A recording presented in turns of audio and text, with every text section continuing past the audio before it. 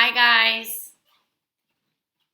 Today I'm going to be reading for you chapters 46 and 47. Chapter 46, Flying Tigers and Baby Elephants. Well, Allie, Albert says to me at lunchtime, before I really knew you, I used to call you the Flying Tiger. Oh, Albert, that's a great name, Keisha says. Like fierce, like nobody messes with her, right? I wish that described me, but it doesn't. Why in the world would he nickname me that? I thought that Albert paid more attention to things. I look up and he is watching me. Well, he asks, aren't you wondering why I called you that? I shrug. It's not an insult, just my observation. I shrug again. Fine, tell me then. Before the United States entered World War II, there were a bunch of American pilots in China. They were called the Flying Tigers. They flew those planes with the shark teeth on the nose. Wait, I say, my dad and brother love those planes. He nods once as I try hard to shake out the mind movie out of me as an airplane. They did not have many missions, so they would repaint them every few missions, change a bit of the design and the numbers so that the Japanese would think that there were far more of them than there really were. I sort of know what he means. I've watched you, trying to figure out how to repaint yourself for other people all the time, trying to make them think one thing about you when the opposite was true, like with the teachers, always getting sent to the office. Wow, I can't believe Albert noticed all of this. Okay, Keisha asks, do you name everybody like that? I like analogies. They interest me and help me understand. Well, what about me? Did you have a nickname for me? He hesitates.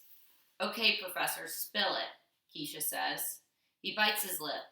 Listen, you better tell me and tell me now. The baby. What?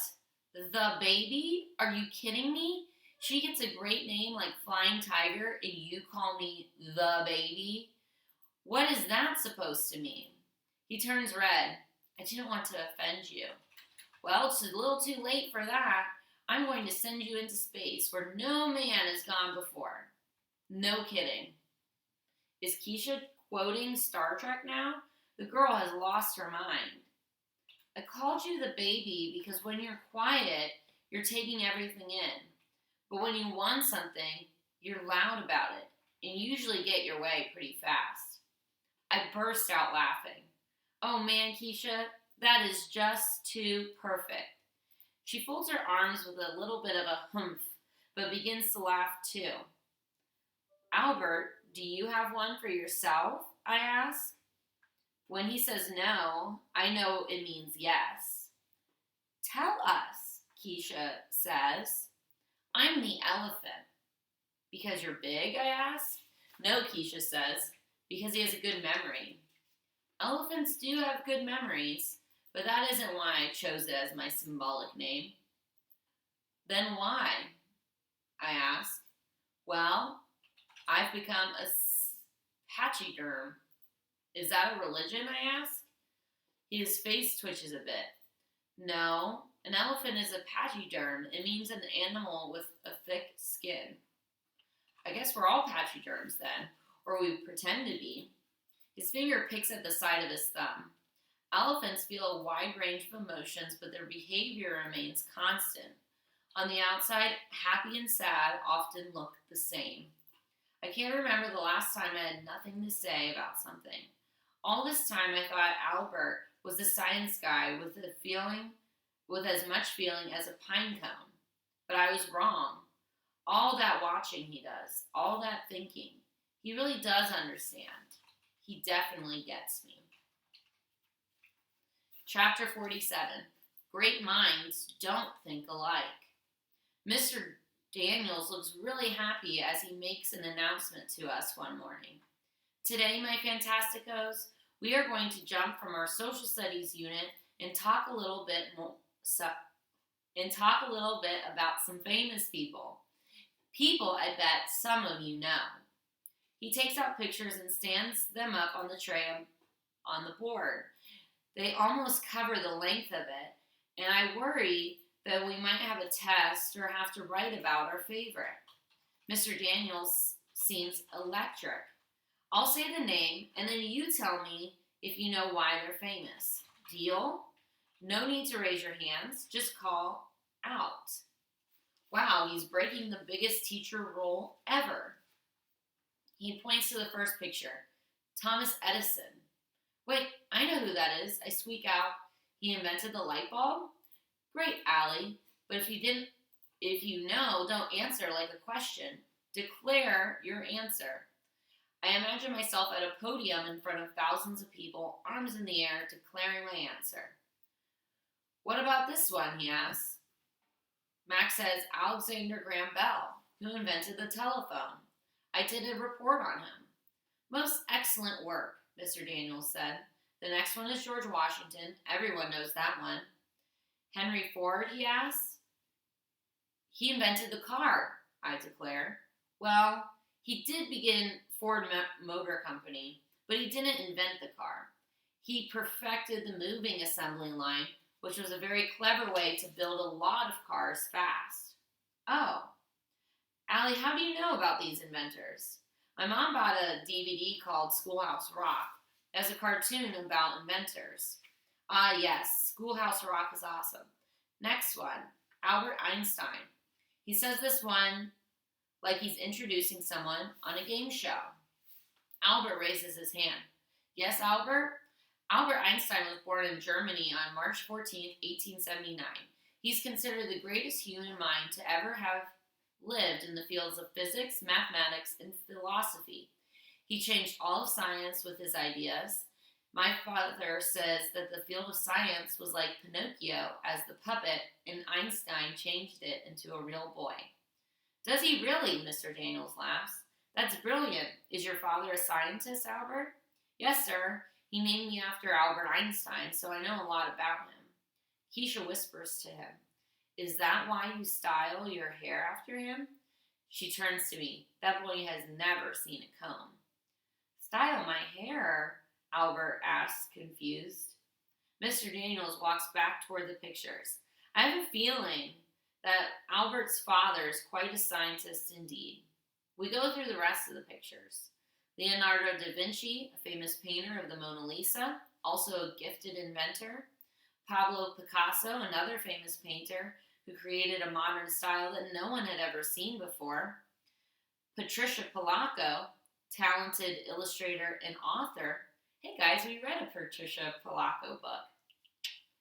Whoopi Goldberg, hilarious comedian and actress. Henry Winkler, famous actor and author. Muhammad Ali, world heavyweight champion in boxing. John F. Kennedy, 35th President of the United States. Winston Churchill, Prime Minister of England during World War II. His intelligence and grit kept the Nazis from taking over England. In fact, all of these people had grit to spare. Grit, I like that word. John Lennon of the Beatles, Walt Disney, creator of Mickey Mouse. Then Mr. Daniels stands back.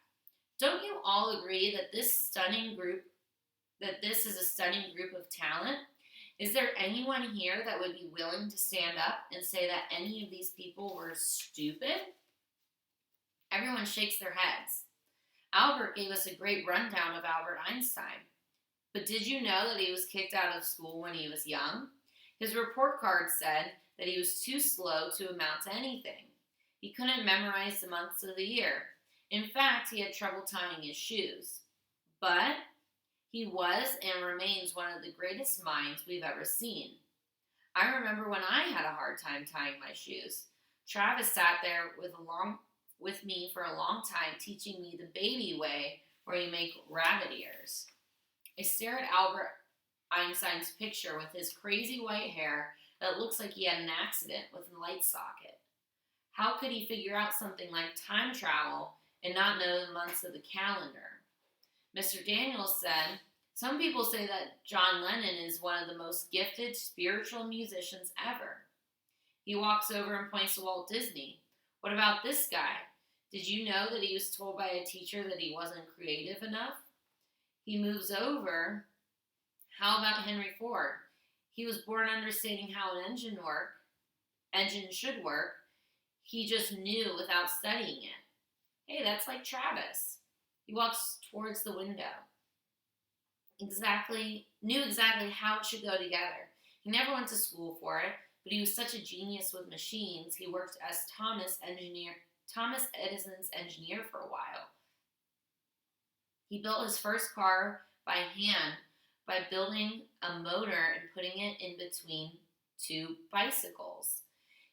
And with his idea of using a moving assembly line, he ushered us into a new world.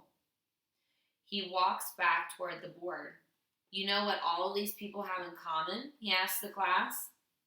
Then he stands up in front of my desk and looks me dead in the eye. Many people believe that they all have dyslexia. I feel it in my gut. In fact, I feel it everywhere. He smiles a bit. That's right. As children, they struggle to read even simple words. And based on some other clues as well, many experts now believe that they had dyslexia. But of course, we know their struggles weren't because they were stupid. It was just that their minds worked differently. And thank goodness they did, because otherwise we might not have telephones or light bulbs or stunning works of art. He smiles. Oh, and we wouldn't have Mickey Mouse. He's quiet for a while. I think he's letting it sink in. So, then for your homework, I have an extra credit assignment. He turns on the smartboard and there's writing. It's a bunch of little letters. JIT, NVDI, IBFE, IEFS, up, FBE, lots of little letters. The class is already complaining that they can't read it, complaining that it makes no sense. It's a code, he says. Each letter stands for another. Extra credit for anyone who can crack it. It isn't exactly like reading with dyslexia, but it will give you a taste of how hard it is, how long it takes. Then he looks at me and how smart you have to be to persevere. He dismisses us and everyone starts to go home. But I'm staring at the pictures of all those famous people and wondering if they felt like me when they were young. Did they feel stupid? Did they wonder what would become of them? Mr. Daniels squats next to me. Allie, although the room is loud, it sounds like it's like the sounds are far away. Are you okay, Allie? Mr. Daniels asks. I turn to him. I have to clear my throat before speaking. Is it true? All those people there? I look at the back of their pictures. I look back at their pictures. All of those people couldn't read like me. Indeed, he says, smiling. Not that they couldn't read. They just need to learn a different way. That's all. He puts an oval-shaped piece of paper in front of me. This is a paperweight, he says. It's a gift for you. For me? Yes, look. He points at each word as he reads them. Never, never, never quit. Winston Churchill. I pick it up. It's heavy. I'm not giving it to you as a reminder because I know that you will keep at it. I've really gotten a sense lately of how hard you've had to work to learn what you have. And, he says laughing, you fooled a lot of smart people. So how smart does that make you? I swallow hard. I'm giving it to you because I want you to know that I've noticed. And that you're going to be okay, Allie. He leans forward a bit. Better than okay, actually. My head swims with all that's changed. In school and in me. All right, guys, that's the end of those 2 chapters. Bye, guys.